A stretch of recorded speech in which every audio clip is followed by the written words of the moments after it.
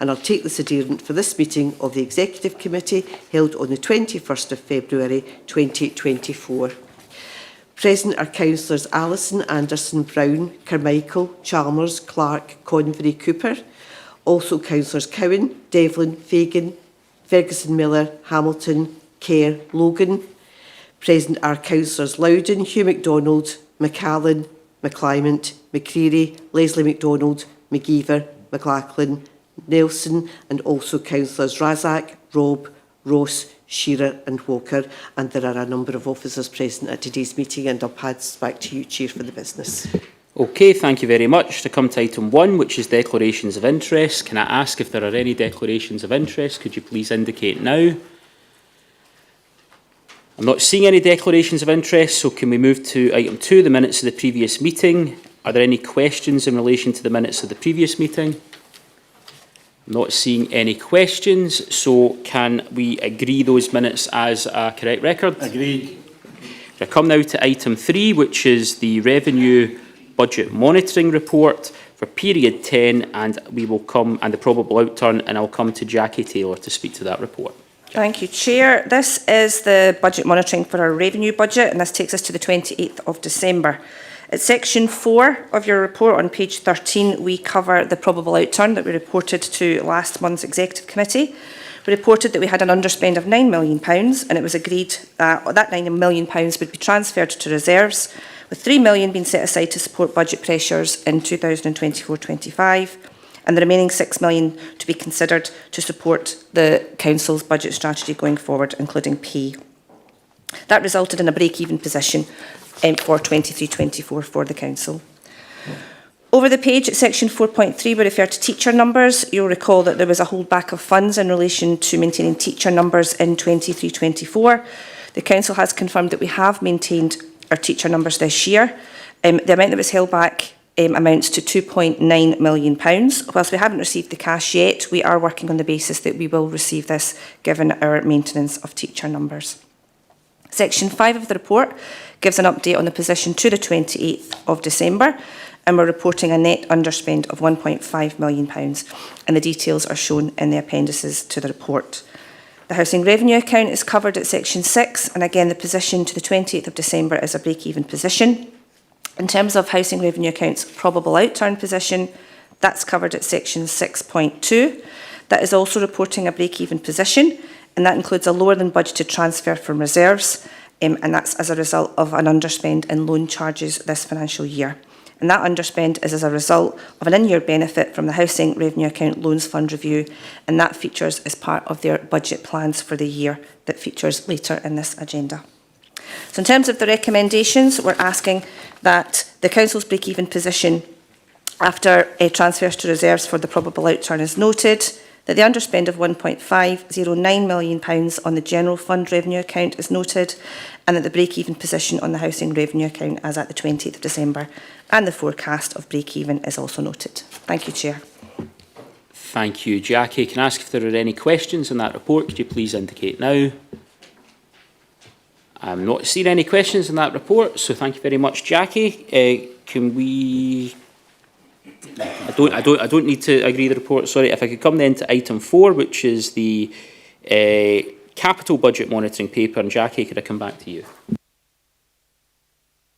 Thank you, Chair. So now moving on to capital, covering the same period to the 28th of December 2023. If I take you to section 4 of the report, we're reporting that we now have a revised programme of £78.296 million for capital. That's an increase of £6.6 million on the figure I reported last month to the committee. That includes the adjustment to the programme which was approved at the Executive Committee on the 24th of January as part of a separate report on the Glasgow City Region City Deal project at Greenhills Road, East Kilbride. The details of that adjustment are included in the appendix for your information. At section 4.5 on page 20, we're covering what we expect to spend this year of that budget. We are reporting an outturn of around £72 million. The projects that are contributing to the underspends are detailed in the appendices for your information, and that relates mainly to projects' timing of spend. and the funding for those projects will be carried forward into the new financial year. At section 4.9, we're reporting the period 10 position to the 28th of December. Appendix 3 shows the budget of £34.7 million at that point in time and spend of £34.088 million. So we're slightly behind programme at that point in the year, and again that mainly reflects the timing of spend on a number of projects. So if I take you back to the recommendations, we're asking that the adjustments to the General Fund programme as at Appendix 1 be noted, that the period 10 position on the General Fund capital programme and the Housing capital programme be noted, and that the programme will continue to be monitored by the Financial Resources Scrutiny Forum. Thanks, Chair. Thank you very much, Jackie. Can I ask if there are any questions? Could you please indicate now? Okay, I'm not seeing any questions there, so can we agree that report and move to the next item, item 5, which is recommendations referred to us by resource committees, and can I ask Geraldine McCann to speak to that report? Thank you, Chair. The recommendations of the Community and Enterprise Resources Committee, which was held on the 6th of February 2024, and the Housing and Technical Resources Committee, which was held on the 7th of February 2024, have been referred to this committee for approval. The Community and Enterprise Resources Committee, the detail of what was discussed there is in section 3.1 and 3.2 of this report, which is in pages 30 and 31, and relate to the Renewable Energy Fund. It's to strengthen the various criteria for the fund, and what is proposed, the proposed changes to the criteria are shown on page 31, the second paragraph of page 31, with the bullet points below it. There is also a link to the full report in 3.2 of this report for your consideration, if you've had the opportunity to read that. As far as housing and technical resources, the recommendations are outlined in paragraph 3.3 of this report on pages 33 and 34, and a link is also provided in section 3.4 of this report.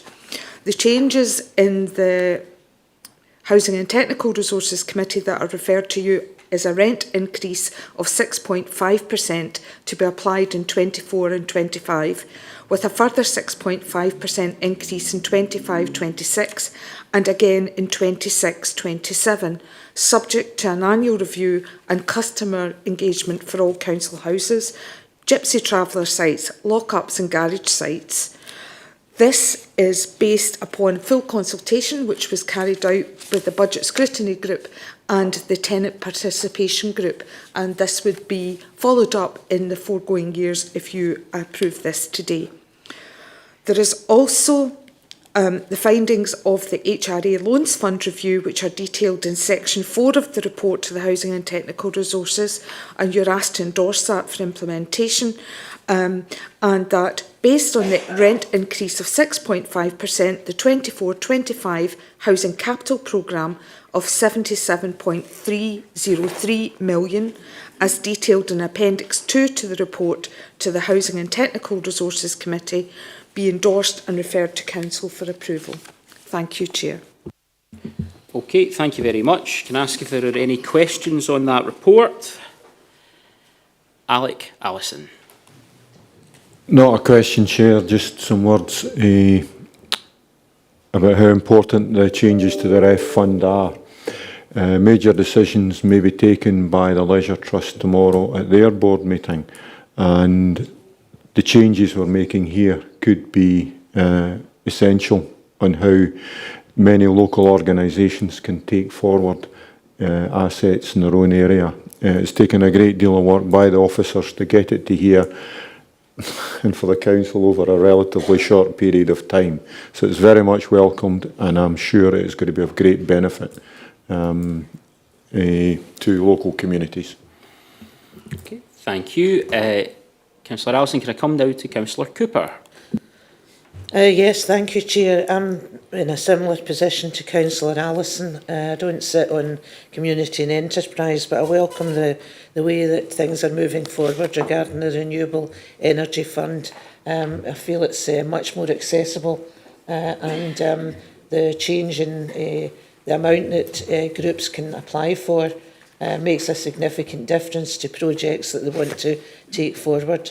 Many of our smaller groups struggle to get a 50-50 break, and being able to apply up to £20,000 now without the match funding will make a significant difference to lots of local groups out in the various parts of the council. So thank you to all the officers and to the Chair of Community and Enterprise and to the Rural Task Group for endorsing this as we take it forward.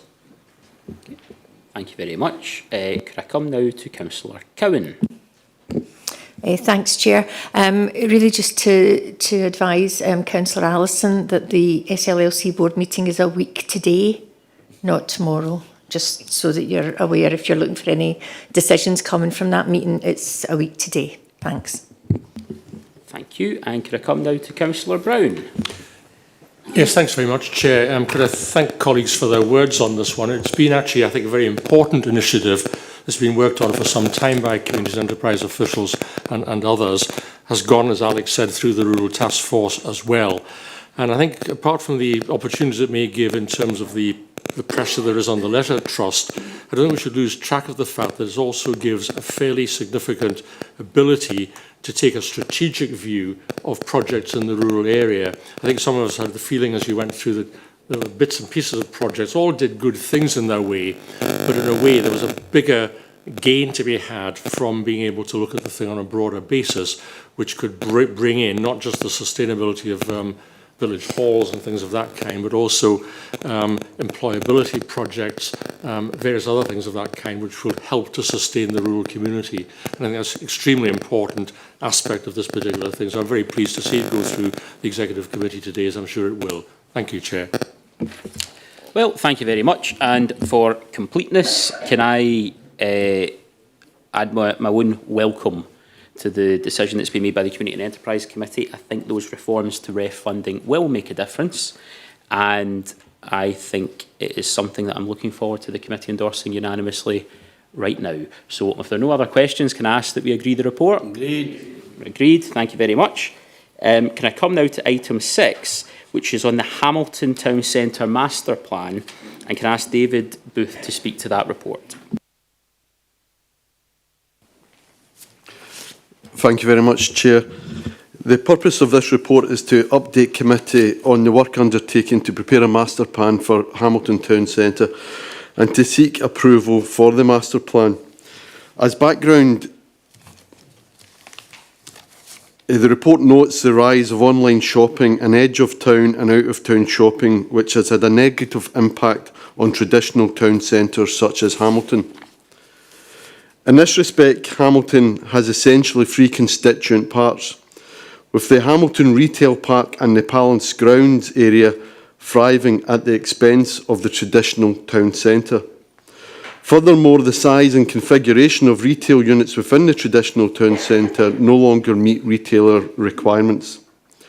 On the plus side, Hamilton has a strong civic presence, business base, historic architecture, and has had some investment to date. Additionally, the town has been steadily expanding over recent years and has an ever-increasing population base which can support a multifunctional town centre. The challenges facing Hamilton Town Centre were presented to this committee on the 29th of August last year, and approval was granted to begin the master plan process. Section 4 of the report describes the master planning process, with point 4.3 outlining the key component parts. The master plan has been created in a way that reflects aspirations for a resilient mixed-use economy, which repositions the centre to meet the needs of 21st century living in a high quality and sustainable manner. The plan brings together a range of solutions which balance the ambitions of the community with the challenging commercial environment.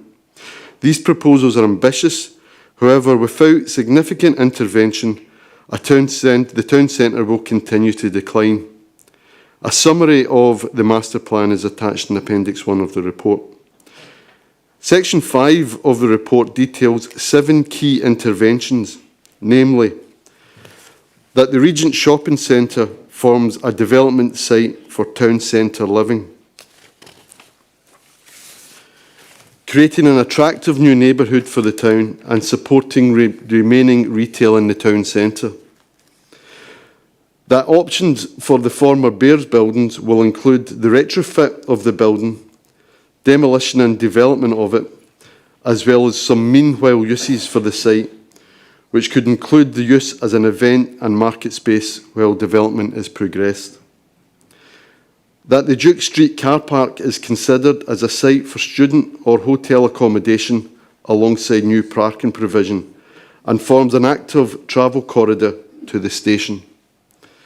That the New Cross shopping centre transforms into a residential redevelopment with active ground floor uses along the line of Chapel Street, which mirrors the layout prior to the centre's development, with the potential to also accommodate a range of civic uses, including residential units at the site of the Hamilton Police Headquarters. That the former Vogue building is developed into a flexible multi-purpose building, most likely for use as a leisure purpose, while retaining the building's facade. And that Hamilton Town Square, which is the main pedestrian route between Hamilton Palace grounds and the traditional town centre, will have the introduction of commercial pods and more greening, which will increase the attractiveness of the area and will increase customer dwell time in the town centre. And finally, that Quarry Street will continue to serve its function as a traditional town centre high street, supporting independent shops, cafes and restaurants. In terms of next steps, following completion and approval of the master plan, a delivery structure and programme of activity will be finalised. A separate report will be brought to committee in due course, setting out the details of our delivery structure and the programme of activity. And committee should note that the delivery of the master plan in its entirety will take over 15 years to complete. Subject to committee approval, officers will begin a wider programme of engagement as detailed in section 7 of the report. In terms of employee implications, there are no employee implications at this stage. And in terms of financial implications, the costs for the Council in preparing the master plan are being funded through the Place-Based Investment Programme, which were approved at the 30th of May last year, meeting of Community and Enterprise Resources Committee. And future investment in the town centre will be subject to a full business case, funding availability and separate committee approvals. With that, I refer back to the recommendations to the committee, which are that the committee notes the work undertaken to date on the master plan, notes the strategic approach for the future of Hamilton Town Centre as set out in the master plan, agrees that officers progress with relevant statutory and legal processes within the context of the master plan, and agrees that further reports are provided to relevant committees in due course. Thank you. Thank you very much, David. Can I throw this one open to the meeting now and ask that if you wish to ask a question or contribute, could you please indicate now? I'm seeing a number of people that want to ask questions. So can I come in the first instance to Councillor Ross Clark? Thank you, Chair, and thank you to officers for the report and, of course, to the architects. I'm pleased something is being done in Hamilton Town Centre. We do need something radical, and I recognise these are just fixed plans, but I've got a few questions. I'll ask them all at once, but I'm happy to come back and repeat any. So what is the evidence base for the ratio of retail to residential that we're seeing? Is there a science behind it? Was there a target ratio to get to? And secondly, what conversations are being had with UWS? Have they identified a need for student housing? And finally, specifically on the sensory garden that is mentioned on the Castle Street and Vogue site section in the appendix, I know these aren't fixed plans, but it does seem a bit strange to have a sensory garden in that location. You assume a sensory garden would be a nice, quiet place to relax. It could be welcoming for neurodivergent people, but it's situated in a busy place next to a bandstand and next to the cinema where there'll be lots of people about. But again, I'm happy to come back in any of those. Okay. David?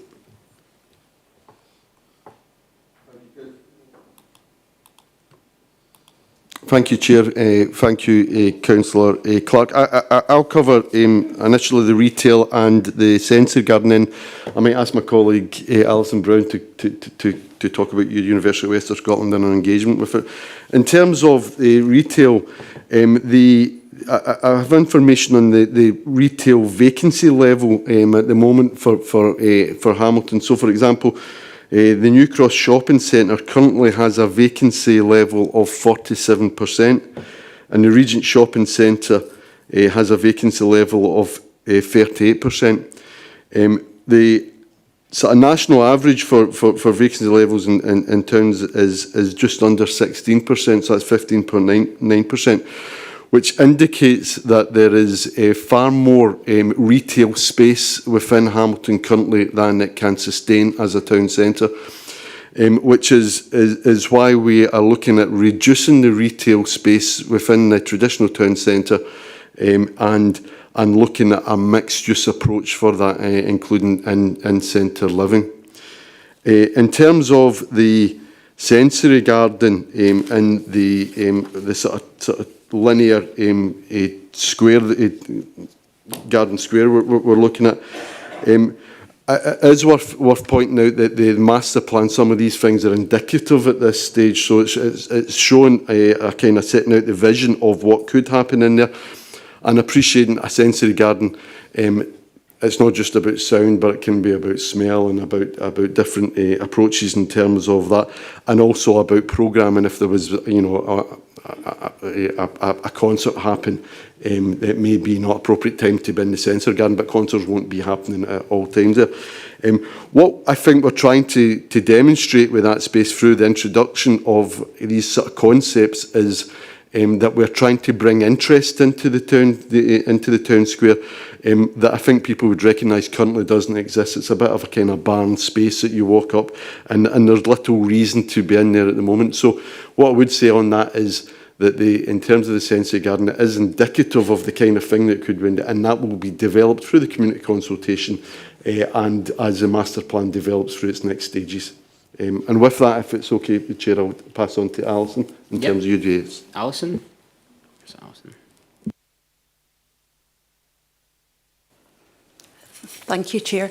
Thank you, Councillor. In terms of UWS, I suppose the overarching point to make, and David's touched on it, is what the master plan's trying to do is bring as many new uses into the town centre and increase that footfall. So with that, we have had very indicative conversations with UWS around, is there a demand, is there a need for student accommodation? It's very early stages, and that's why we're sort of sitting on the fence in terms of also showing the opportunity for that site for a hotel as well. We've got agents working with us, and we will continue to explore the market interest in that site and continue conversations around that.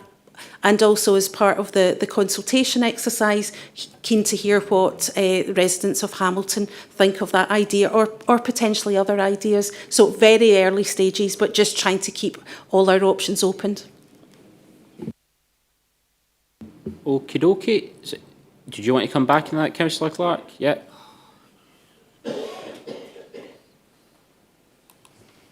Yeah, thank you for those answers. Just specifically on the retail to residential ratio, just supposed to ask, are we happy with what we're seeing here on this? Is there an evidence for this, plan for this amount of retail, this amount of residential housing? Was there an evidence behind this specific proposal? Is it similar to other town centres that are successful?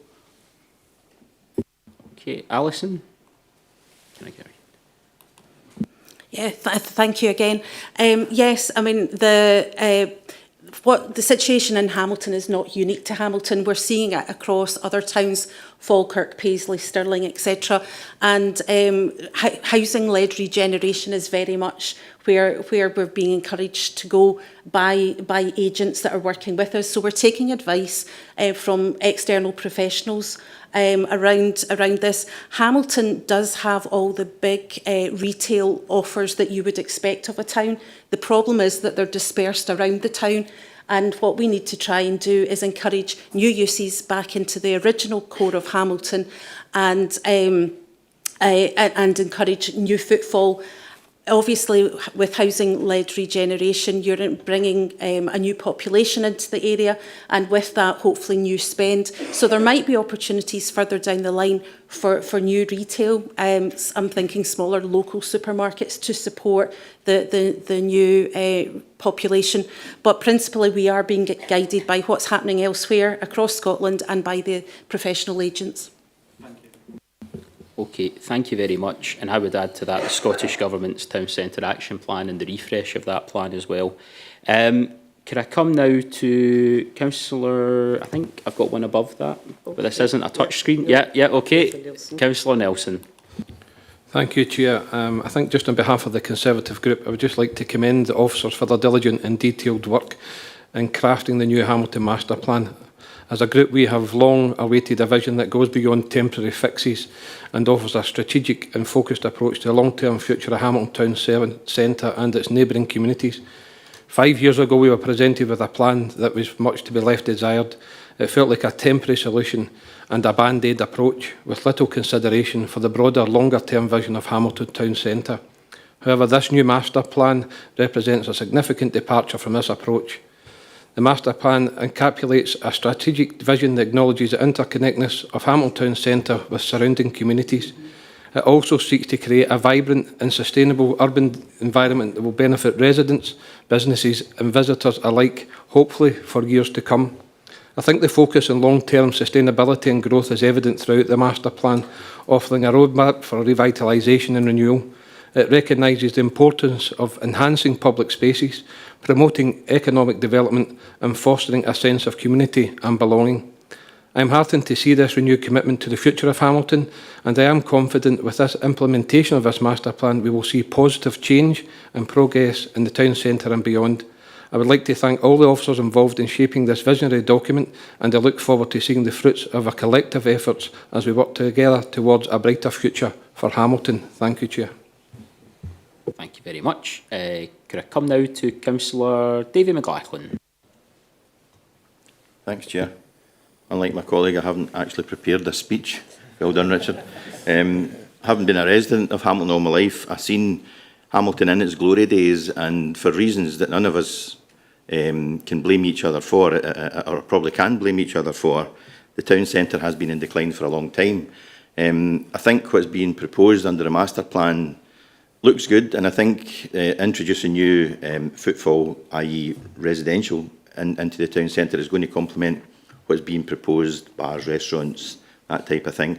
And I think the closeness to the retail park complements what's being proposed for the town centre. So I want to thank everybody for the work they're doing, in particular 360 the architects. I did attend I've had two presentations actually, and I was really encouraged to what I'd heard. So I really do look forward, and I just wonder if we're around in 15 years' time to see the completed version. I hope I'm here long enough to see at least some really good progress. So thanks again, Chair. Okay, thank you very much. Can I come to Councillor McGeever? Thanks. Thanks very much, Chair. I think I should probably start with saying I think we all hope Councillor McLachlan's around long enough to see it come to completion. I just want to say that there's a lot of scepticism amongst the public as to whenever there's a plan or a vision for the future of a town centre, and that's no less true in Hamilton than anywhere else. And it's understandable because we've had decades of decline. But the truth is that councils, while they can't be responsible, they're not responsible for all the problems that have created the decline in town centres across the country.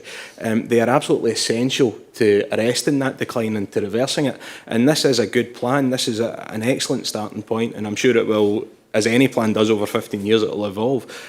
However, it is absolutely right that we set that direction and to deliver a better future for the town centre. One of the concerns that a lot of people will have is whenever they hear about a contraction of retail space, but I would just like to speak to, not so much to people in this room, but to anybody else that might ultimately read in the papers or whatever about what's happening here. Long-term vacant retail sites are not really retail sites. They're useless sites that are a drain on the town centre that they sit in. And this, by concentrating what we've got, the space, we hope to, and by creating new space at the appropriate sites, we hope to increase the foot traffic, the footfall. We hope to give customers to businesses. We hope to make the area attractive, to draw people in from far and wide. And that's why mixed use is really the only viable option for town centres. And this is a good plan. It will give people a reason to be in Hamilton Town Centre and, crucially, a reason to stay there, to spend time and spend some money there. In particular, I want to mention the use of green space, which I think is crucial to any town centre being viable. It makes it, again, somewhere people want to be. And also to have access through a new local housing setup, to have people there who can actually use Hamilton Town Centre as also being fully connected to other sites around the region, whether it's the Glasgow City Centre or to other regional towns through the bus and train network, which we know is often difficult for people living within our towns to access. So I think this is a positive, and I would encourage people everywhere to get behind it and to take part in the many opportunities that I'm sure will exist over the next 15 years to have their say on exactly how specific plans evolve over time. But this is really a positive thing, and I think it's to the credit of everyone involved. Thanks. Thank you very much. Could I come now to Councillor Razak? Thank you, Chair. Firstly, I'd welcome the work that's been done by the departments. I think it's long overdue and worthy. First thing I would say is that one of the biggest things that crippled the town centre business was the business rates and their high rents. And that was a key factor in the fact that the shops were shutting down. The other part would be that would need to be addressed when we build the housing and everything else so that the small business can survive. And there's some options there for them to have a reduced rent at the start to help them survive. We have a bus station and a train station across the road from there. And I think a hotel nearby would offer a great service because of the fact that people might be travelling on, and that would be a good option for them. There is a theory called the broken window theory where, there's a broken window. If you don't address it, then things will go downhill. And that's where the problem with the town centre just now is, that there's so many empty shops and properties that is going to cause antisocial behaviour. And the quicker we get started on this town centre plan, the better, I would say, because the last thing we need is just more social unrest more than anything else. And final thing would be really that the consultations done a very good job so far, but I think they really need to sit down with business and talk to them and see what their requirements are, because they'll be the ones that are going in there and spending the money. Thank you. Thank you. Could I come now to Councillor Robb? Thank you. Absolutely welcome the master planning approach. Evidence shows that if you're wanting to increase footfall, increase length of time spend, increase spend itself, you want to make the area much more attractive for people walking and cycling in the town centre and much more pleasant place to be, particularly Quarry Street. It's pedestrianised just now. But I see you've introduced traffic again into that, so just to understand a bit more about the rationale behind that, and also how long is the trial and what's the review process of that trial of reintroducing traffic into what was a lovely pedestrianised area, which was calm and pleasant to be in. Okay, I think I'm looking for either David or Alison to pick that up. David? Thank you very much, Chair. Thank you very much, Councillor Robb. I'd need to check the actual length of that trial. I think it might be a 6-month period, but I'll come back to you on that.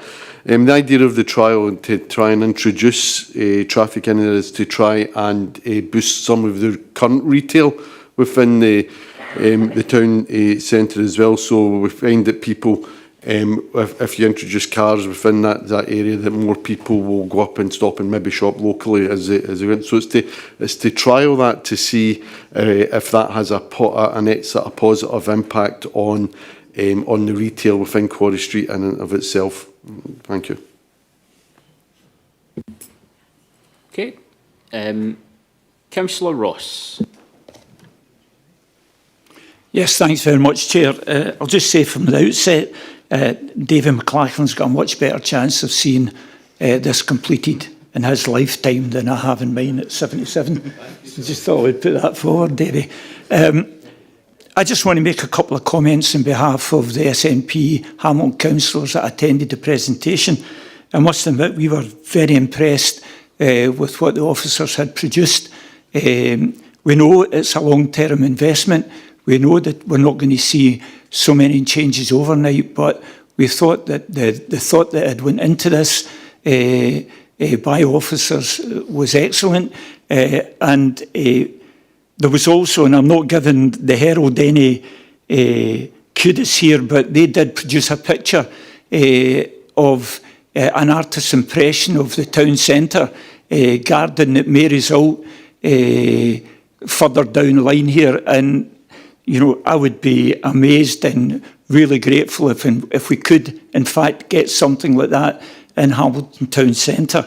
As far as the opening of Quarry Street's concerned, this was one of the things that I brought up, and I brought it up some time ago in the last presentation.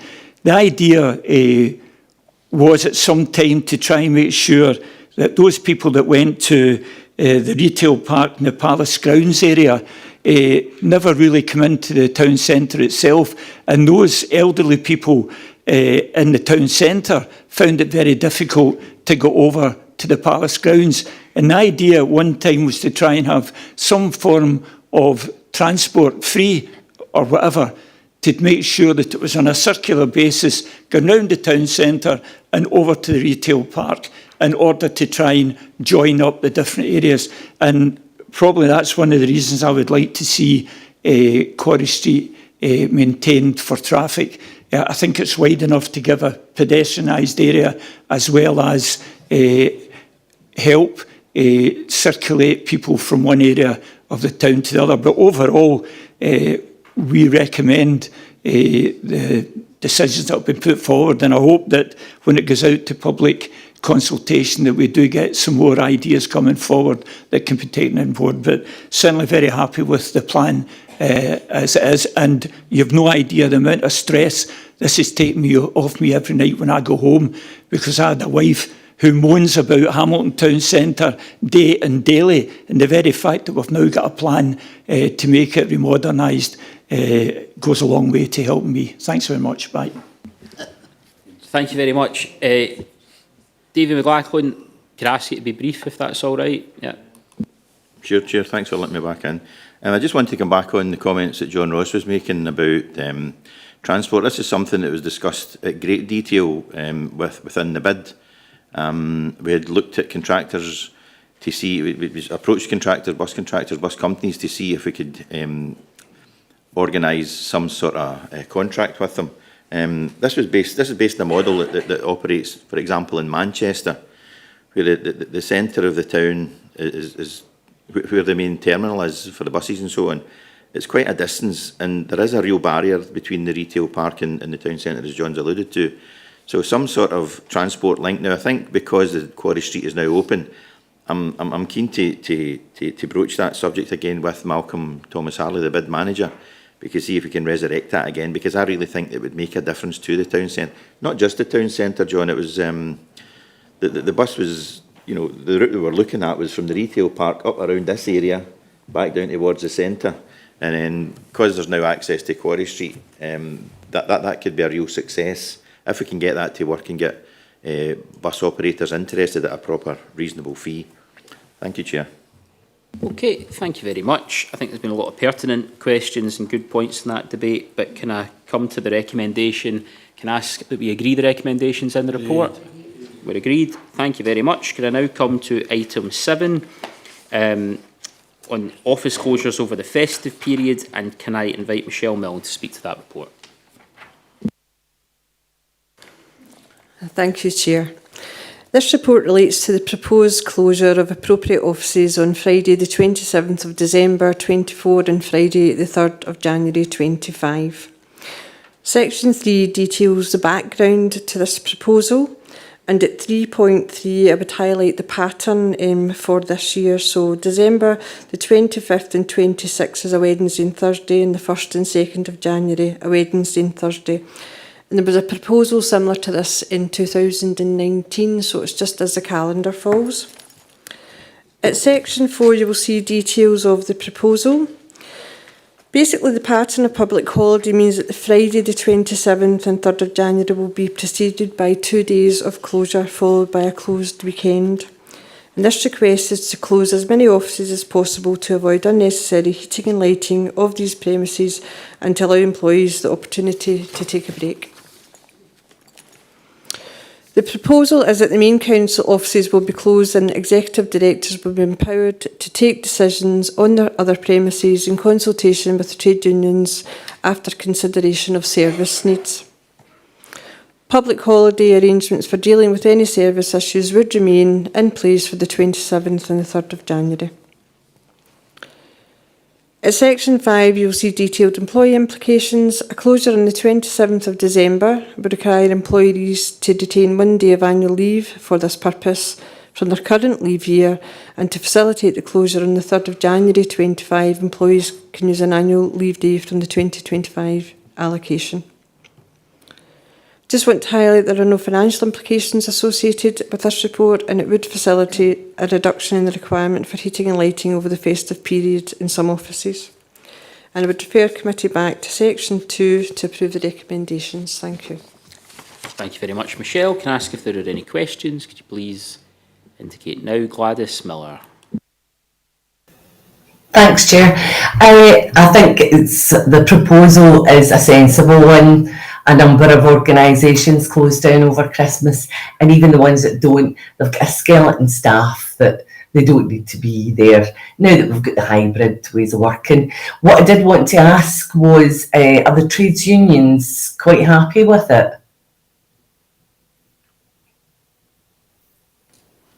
Yes, we've consulted with the trade unions. Obviously, this isn't the first time we've adopted this approach. There's been a number of times we've done that. We've had discussions and we have provided reassurances. We are wanting to close as many as possible. If there are any extenuating circumstances for particular staff, we would have a look at that as well. So they are supportive of this proposal. Great. Thanks very much, Chair. Okay. Thanks, Michelle. Thank you, Gladys. Can I ask that we agree the recommendations? We're agreed. Can I come now to item 8 on the council tax on second home dwellings, and can I ask Craig Ferguson to speak to the report? Thank you, Chair. The purpose of the report is still in the powers available to the council to vary council tax on second home dwellings and to consider implementation of a change to the current approach from the 1st of April this year. Section 2 sets out the background, provides a definition of a second home, and confirms that second homeowners currently receive a 10% discount on their council tax for that property. There's been a change in law through the Council Tax Amendment Regulations 2023, and the impact of this effectively allows councils to add up to a maximum 100% surcharge on second homes. Currently, this discretionary power only exists for long-term empty properties. So the enhanced powers to implement a maximum 100% council tax surcharge on second homes is effective from the 1st of April this year, and the surcharge would not apply to waste and wastewater charges. Second homes can restrict or reduce the availability of housing in council areas, particularly when it's recognised as a national housing crisis, and also homelessness levels at their highest level since records began. So the application of a surcharge may therefore help to bring more properties into the housing market, an approach that is consistent with the Council's local housing strategy. In terms of the current position, there are 174 domestic properties out of a total property base which is under 159,000 in South Lanarkshire that are categorised as second homes. these homes are privately owned and currently receive a 10% discount equivalent to a value of £23,000. Annual council tax charges on second homes currently amount to over £200,000, and in-year collection levels extremely high, expected more than 97% for this financial year. Second homes are spread throughout South Lanarkshire, and as summarised in Appendix 1, it provides those numbers across the different areas. There's also in Table 1, this is the allocation of the total number of properties over council tax bands. Moving on to Section 5 and the proposal. So with the objective of increasing the supply of properties into the housing market, it's requested that committee consider utilisation of the discretionary powers now available to implement a 100% surcharge on second homes effective from the 1st of April 24. If agreed, this would mean that a 200% council tax charge would apply to those second homes. The annual property charge that would be payable before and after the application of the surcharge is provided in Appendix 2 of the report. In terms of financial implications, if agreed, it's estimated that the change would bring about this income of £126,000 raised on an annual basis through the implementation of the surcharge. And if the committee back to the recommendations, and committee is asked to consider the implementation of 100% council tax surcharge on all second homes 1st April 2024. Thank you, Chair. Thank you very much. Can I ask if there are any questions, and if so, could you please indicate now? Councillor Cowan. Thanks, thanks, Chair. Thanks for the report, Craig. Just a couple of things. We're going from a 10% discount on second homes to the maximum that the law allows, a 200% charge. And I'm just wondering, why we decided to go for that in a oneer, this, to the very maximum. Understand that there's a lack of housing, and I just wonder what the thinking behind going for the absolute maximum was. The other thing I wondered is, do we know how many of those 174 properties are ex-council houses? And the other thing I wondered was how this would be reviewed and when it would be reviewed to see if the policy is working. Thanks. Yeah, thank you for the questions. In relation to the proposal around the 100% surcharge, that is one that's consistent with that came to committee in November 2018 in relation to long-term empty properties, where similarly we were given the ability there through legislation to apply a surcharge up to 100%. So effectively we've adopted a similar position in relation to the proposals in front of us today. I would also say that the key purpose here is around the intensive increase in availability of housing. And obviously to offer that maximum incentive, it's considered important that we do use all the power available, and therefore 100% surcharge is deemed the most appropriate level to apply, and we believe it's consistent with what other councils are doing across Scotland in this area.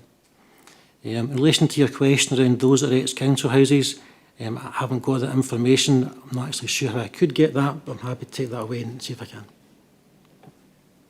In terms of your third point there on the review, essentially this is an area that we're under continual review, both in terms of the effectiveness of the policy and also in terms of the level of income that is generated as a result of the proposal. Okay. Councillor Leslie MacDonald. Thanks, Chair. Craig, can I refer you to 10.2? I'm concerned regarding the financial implications that has been mentioned here, and can I get some additional information in this, please? Yeah, certainly. Thanks for the question, Councillor. Certainly in relation to 10.2, there is obviously the potential that some owners decide to treat their property differently, but certainly in relation to how we've determined the financial benefit, we have made an allowance for owners, for example, putting somebody else into the property, potentially on a permanent basis. Some owners also may decide to sell the property. So there's a range of options open to owners should they decide to take any action. I would certainly say, again, drawing comparison to position with long-term empty properties, we did not see any significant change following the implementation of the 100% surcharge from April 2019. Okay, thanks for that. Thanks, Chair. Thank you. Could I come to Councillor Allison? Thanks, Chair. 10.2 was part of the issue that I was going to ask, the highlighting as well, because we don't know what the implications are, and I think it would be useful to try and identify what the implications would be. I do not support the discount that we're currently giving, but the further point we have, just under a quarter of these homes are in Ward 3. Are they holiday homes and therefore bringing revenue and business, holiday business into the area?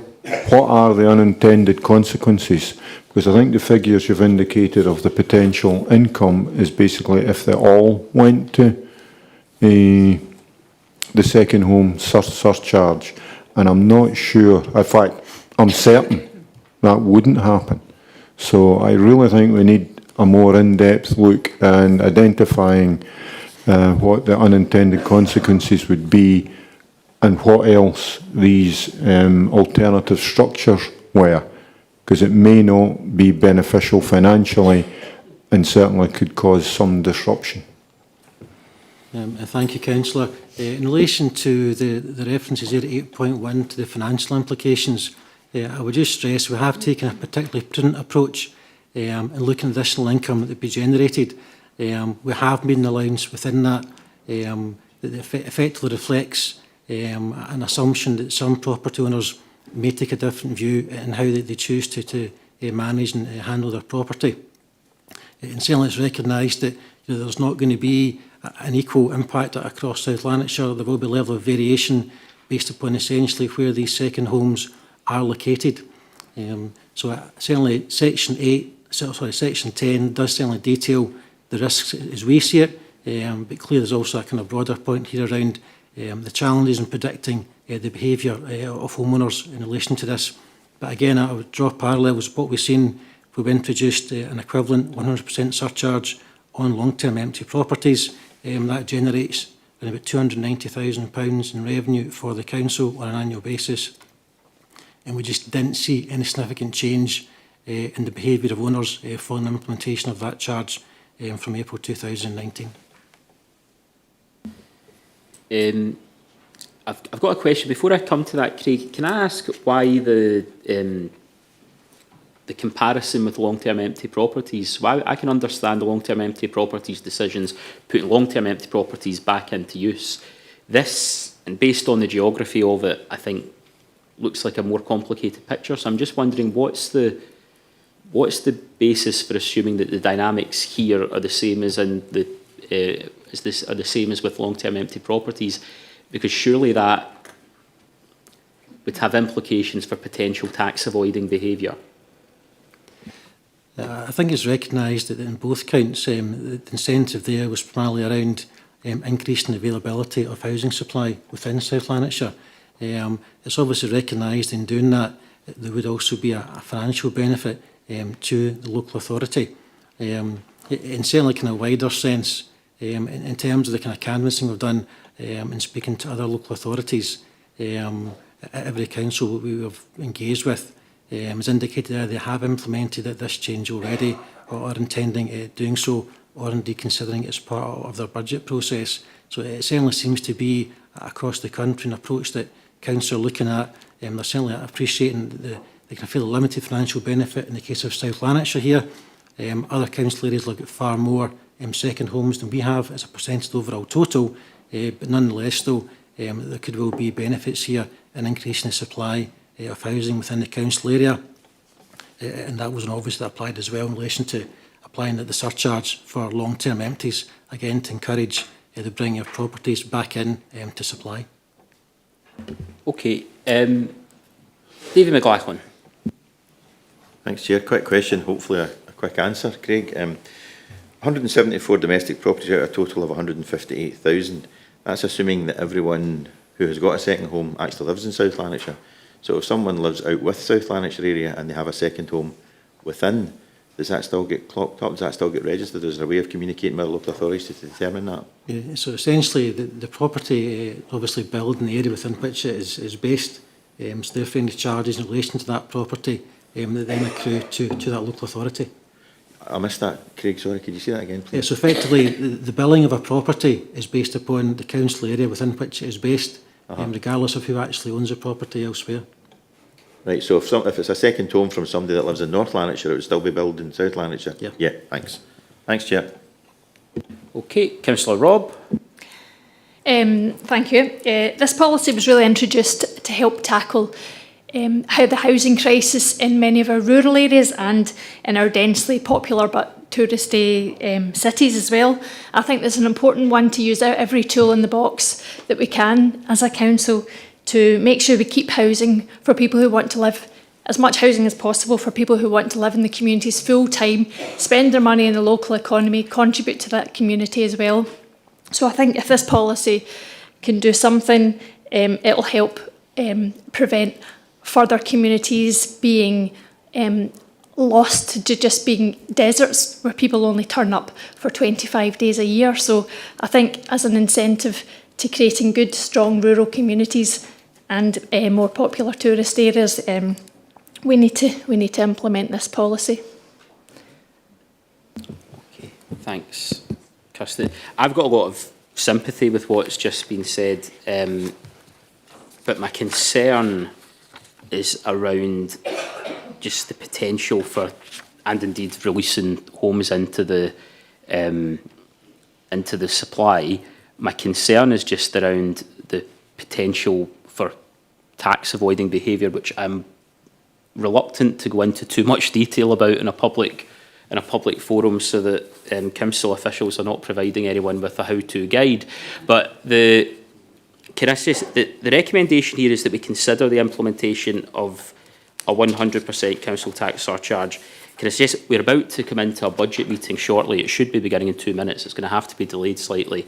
Can I suggest that, from my own point of view, I think I have further queries that I would like to make about this particular policy, and if anyone else is otherwise minded, that we address that in the budget meeting that will soon follow. Would people be minded to agree with that just now? I'm seeing agreement. Okay, and thank you very much. And can I maybe suggest that it might be worth privately some of our finance people discussing with the relevant groups that issue around potential tax avoiding behaviour away from the public forum. Okay, thank you. Can I come now to item 9, which is South Lanarkshire Leisure and Culture's Active Age proposals for 24-25, and can invite David Booth to speak to this report. Thank you very much, Chair. The purpose of this report is to present recommendations for amending the concession rate for Active Age for the year 2024-25. The background of the report outlines the locus for the Council to make a decision in this regard and the financial position for SLLC, which has identified a budget gap of 6.335 million for 2024-25, as highlighted at members' awareness sessions held on the 24th of November last year and the 29th of January this year. At a board meeting on the 15th of January 2024, SLLC approved a recommendation to ask the Council to approve the increase in the price of the Active Age membership in line with SLLC's proposals to reduce the funding gap, enabling SLLC to realise £287,000 of additional income, reducing the budget gap by that amount. Should the concession proposal not be agreed, there would be a requirement for the SLLC board to approve service reductions commensurate with the amount of money income associated with this concessionary proposal. This would most likely be in the form of further rationalisation of services. Points 4.1, point 4.2 and Appendix 1 describe the Active Age product. The current cost of the membership for residents aged 60 plus is £80.25 for a full year, to be paid in 1 or 2 instalments at set points within that year. Point 4.3 provides information on a benchmarking exercise which SLLC undertook, which compared Active Age to similar local authority fitness products. Appendix 2 shows that the proposed price point for Active Age would be less than half of the price point that most comparable products are sold at. Points 4.4 and 4.5 in Appendix 3 provide information on a consultation which SLLC undertook between the 24th of November last year and the 15th of December last year. It is worth noting at 4.6 that the proposed increase in the Active Age annual membership from £80.25 to £120 per year would be accompanied by the introduction of the facility to spread the cost over the year at £10 per month to ease the transition to the new offer. In terms of next steps, a meeting of the Board of SLLC is due to take place on the 28th of February, which will consider further measures required to achieve a balanced budget for 24-25. SLLC also advised they will undertake a marketing campaign extolling Active Age benefits in 2024. Under financial implications, it is explained that approval will help reduce the SLLC budget gap of £6,335,000 by £287,000. And with that, I refer you back to point 2.1 of the report, which is a recommendation for the committee that the price of the annual Active Age membership is increased from £80.25 to £120. Thank you, Chair. Okay, thank you, David. Can I ask if there are any questions? Could you indicate now? And could I come to Councillor Ross Clark? Thank you, Chair. I've got two parts. I'd like to come back in after my first question. I'll try and be quick. We do have some concerns with this proposal. I know it's still a discount and a significant one, but it's still a big jump. Is there an equality impact assessment? And if so, what is the impact on protected characteristics such as age and disability?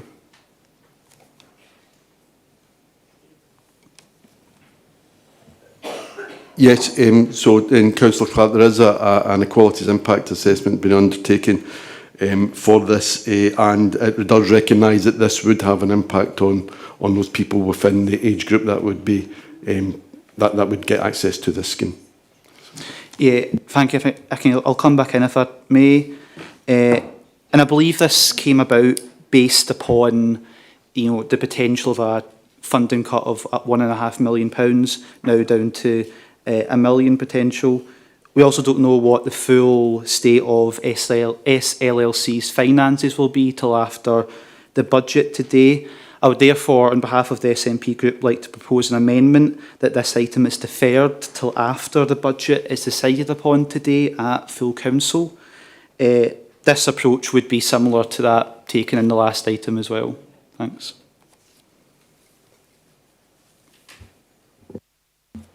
Do you have a seconder? Okay. Are there any other questions or any other points aside from the issue of the motion?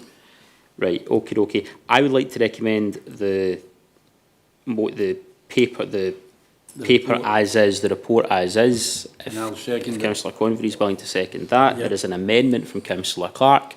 Can I ask that we proceed to a vote now? Yep. We're just going to start the vote at the moment. If you just bear with me. Before you, there's a motion proposed by Councillor Fagan, seconded by Councillor Convery. Is that correct, Councillor Convery? Yep. That the recommendation in the report be approved. Councillor Clark, seconded by Councillor Shearer, has moved an amendment that consideration of the price of the annual Active Age membership be continued until after consideration of the budget decisions today. The vote is, I'm just about to open the vote. The vote should be started. For those in the room, please press firmly on your choice, and once you've voted, the colour in the option box you've chosen will infill. It'll be blue for the motion, red for the amendment, and orange for abstain. For those attending remotely, the appropriately coloured box will appear on the right-hand side of your screen, showing how you voted once your vote has registered. Please note that you can change your voting choice before the vote closes if you've mistakenly chosen the wrong option. If you're remote, you should click on the voting tab above your indicated selection and then click on the change vote tab. Now I'm just going to check and see how many members we have voted. We have 28 members voted. We have 29 members present. We now have 29 members who have voted. So I'm about to close the vote at the moment, just about to close it now.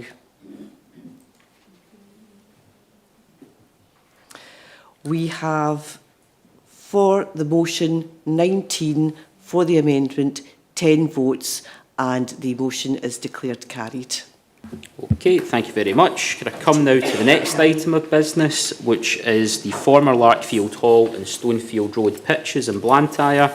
This is a community asset transfer to Blantyre Soccer Academy proposal, and can I invite Stephen Gibson to speak to the report.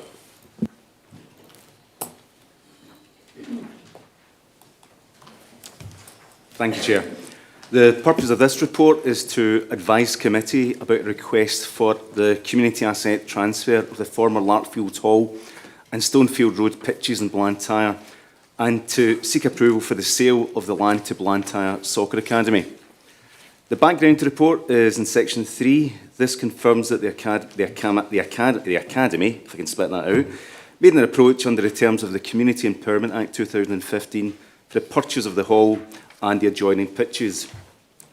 Section 3.4 advises that the validation date for the request was the 22nd of September 2023, and having submitted the application on the Council's planning portal and placed notices around the building, 479 representations were received, with 100% of those being in favour for the proposal. The request was placed before the Community Asset Transfer Assessment Panel in December last year, when consideration was given to the property, the organisation and the project, and these are considered in sections 3.6 to 3.8 of the report. In summary, looking at the proposal, the hall has been closed for several years, so it's not operationally required, and the pitches are rarely used because of their condition. The pitches are built in made ground and are on the site of a former Bing, and because of this, the panel took the view that any development of the site would be constrained by the associated ground conditions. In addition, the land is zoned for priority green space, so from a planning perspective, any application to develop the site for an alternative use wouldn't be supported by planning policy. From an organisational perspective, Blantyre Soccer Academy is a registered charity. They have an experienced board, they're financially stable, and they operate 25 teams for male and female disabled teams, so they cover a wide variety of teams. In terms of the project, Section 3.8 confirms that the anticipated cost for the upgrade is just over £1 million, and that the Academy have already secured £700,000 of funding from the SFA for the project. The grant is conditional on the Academy adhering to the grant condition terms for a period of 25 years. The assessment is detailed in section 4, and this confirmed that in determining the application, it was deemed that the property is suitable for the proposed use, and that although the project itself would be the largest scale project to be undertaken by the Academy, the risk of failure is considered low. And based on the assessment of the community benefit, an 86% discount in the market value should be applied. Taking account of the assessment, Section 5 of the report proposes to dispose of the former Larkfield Hall and Stonefield pitches to Blantyre Soccer Academy for a sum of £13,300, which is 14% of a DB valuation of £95,000. However, this will be subject to planning approval and the Academy providing evidence that it has funds in place to complete the works. The financial implications are set out in Section 7. This confirms that the hall has holding costs of about £5,000 per year. In addition, it's estimated that there would be maintenance liabilities in the region of £30,000. So, if approved by committee, the disposal would generate a capital receipt and would create revenue benefits for the council. The other implications are detailed in Section 9. Section 9.2 advises that in accordance with the terms of the Community Empowerment Act, the Council has until the 22nd of March this year to provide a notice of decision. And Section 9.3 advises that the applicant will have a right to appeal to Scottish Ministers should we not meet that timescale or they have concerns about any of the conditions.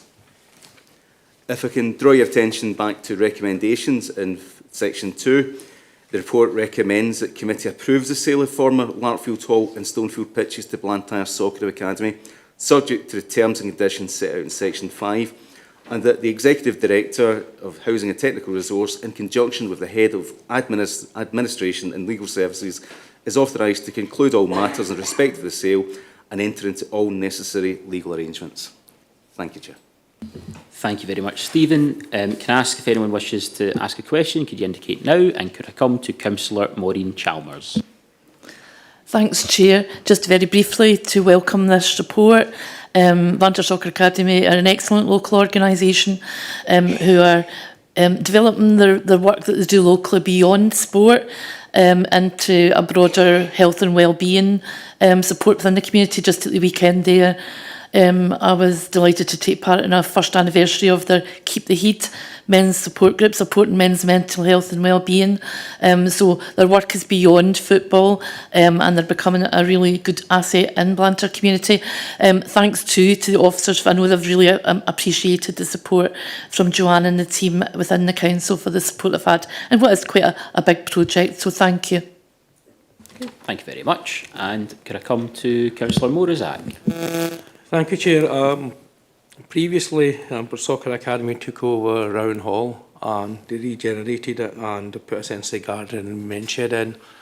And what they've done is proved that community asset transfers can work if it's done properly. I don't have any issues with the asset transfer of Larkfield Hall because they'll be putting into Blantyre what we've required for a number of years, and that's 3G parks and facilities that would help the locals. So I welcome the asset transfer and wish them the best of luck. Thank you. I think that disturbance might be a mobile phone. But either mobile phone or a laptop. Or a laptop, so okay, just but I think we picked you up. Okay, can I ask, if there are no other questions, can we agree the recommendations in the report? We are agreed. Coming to our final item of business, which is an item for noting, and it is an update on the National Care Service from Suman Sengupta. Thank you, Chair. Good morning, members. I will keep this brief. So the purpose of the report is to provide committee with an update on the National Care Service Bill that was introduced in June 2022. 3.3 highlights the motion that was unanimously agreed by South Lanarkshire Council in November 22 and has framed the engagement that officers have had with this process, primarily through the offices of COSLA. Under the updates provided in section 4, I draw your attention to 4.3, which highlights the initial agreement between Scottish Government and local authorities and the NHS around respective accountability arrangements, which highlighted that the default position going forward would be that local authorities would retain legal responsibility for the delivery of social care and social work functions, as well as retaining staff and assets. 4.4, 4.5 and 4.6 provides links to a considerable body of correspondence which has continued to give you a flavour of a lot of the debates that's been undertaken. I would highlight 4.7, the fact that COSLA officers, reflecting the position of local government across Scotland, have highlighted to the Scottish Government about the complexity of the issues at hand and the very demanding timescales that are required to be met in order to progress the legislation with respect to the timescales set by government. And given that, the negotiations, as many of you will know within the room, have continued to be extremely challenging. I would also then highlight 4.8, that we as a council have continued, as I said, to engage through many mechanisms, but primarily through COSLA, and with officers across the country and indeed through COSLA have highlighted repeatedly the analysis by Audit Scotland of the significant funding shortfalls and demand pressures that adults and older people social care services are currently having to contend with, as is the case locally, with the unavoidable consequences that has for service delivery. And similarly highlighted demand and budget pressures being faced by children's social work services, again within South Lanarkshire, as is the case across Scotland.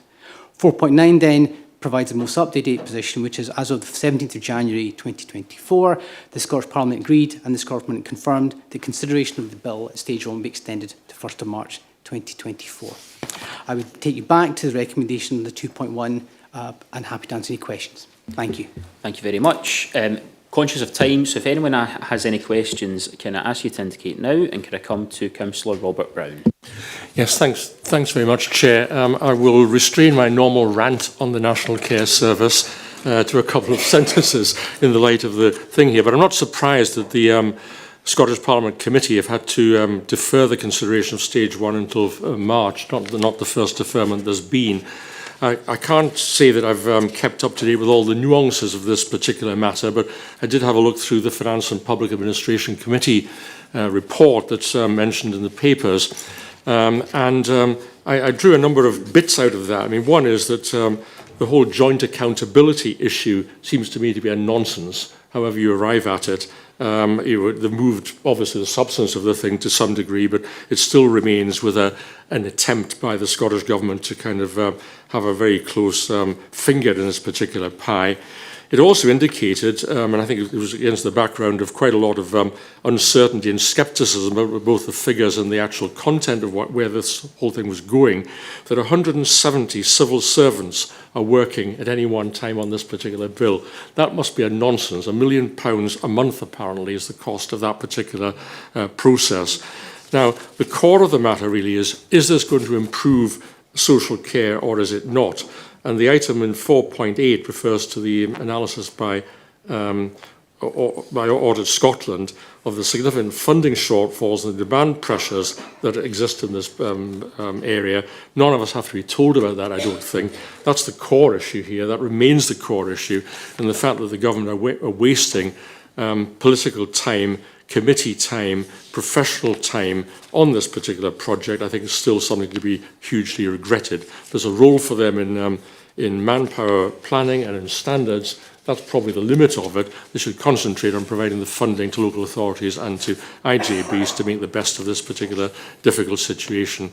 Rant over. Thank you very much, Chair. Thank you very much. And can I say the purpose in that paper is really to bring the committee up to date with where we are at COSLA. It's one that we can just agree to note just now, and I'll bring the meeting. There are no items of urgent business, so I'll bring the meeting to a close. Thank you. Well done.